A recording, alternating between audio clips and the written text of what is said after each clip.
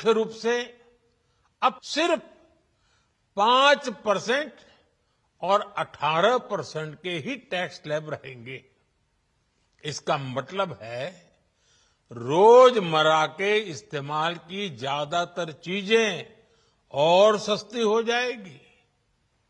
खाने पीने का सामान, दवाइयां, साबुन, ब्रश, पेस्ट, स्वास्थ्य और जीवन बीमा, ऐसे अनेकों सामान, अनेकों सेवाएं या तो टैक्स फ्री होगी या फिर केवल 5% टैक्स देना होगा।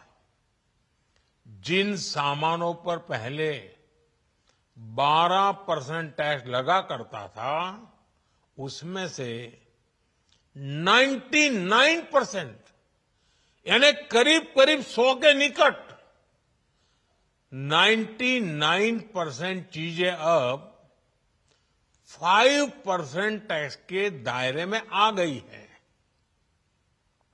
साथियों, पिछले 11 साल में देश में 25 करोड़ लोगों ने गरीबी को हराया है, गरीबी को परास्त किया है और गरीबी से बाहर निकल करके 25 करोड़ का एक बहुत बड़ा समूह नियो मिडिल क्लास के रूप में आज देश के अंदर बहुत बड़ी भूमिका अदा कर रहा है। इस नियो मिडिल क्लास की अपनी एस्पिरेशंस हैं, अपने सपने हैं।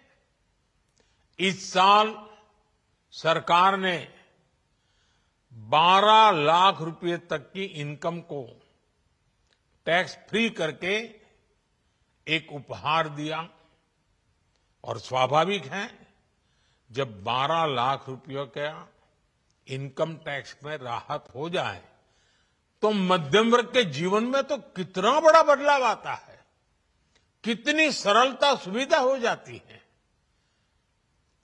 और अब गरीबों की भी बारी है, नियो मिडिल क्लास की बारी है। अब गरीब को, नियो मिडिल क्लास को एक तरह से डबल बोनांजा मिल रहा है। जीएसटी कम होने से अब देश के नागरिकों के लिए अपने सपने पूरे करना और आसान होगा। घर बनाना, टीवी, फ्रिज खरीदने की बात हो, स्कूटर, बाइक, कार खरीदना हो, ये सब पर अब कम खर्च करना होगा।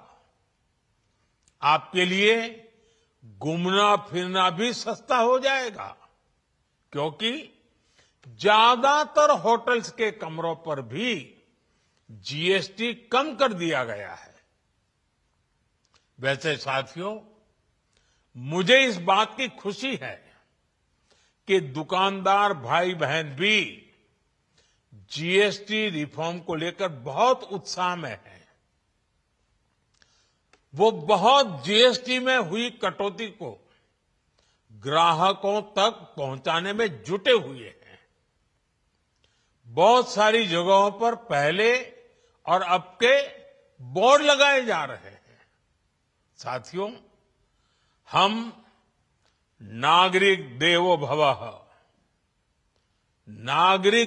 भवः के जिस मंत्र के साथ आगे बढ़ रहे हैं, नेक्स्ट जनरेशन जीएसटी रिफॉर्म में इसकी साफ झलक दिखाई देती है। अगर हम इनकम टैक्स में छूट और जीएसटी में छूट को जोड़ दें तो एक साल में जो निर्णय हुए हैं उससे देश के लोगों को 2.5 लाख करोड़ रुपए से ज्यादा की बचत होगी।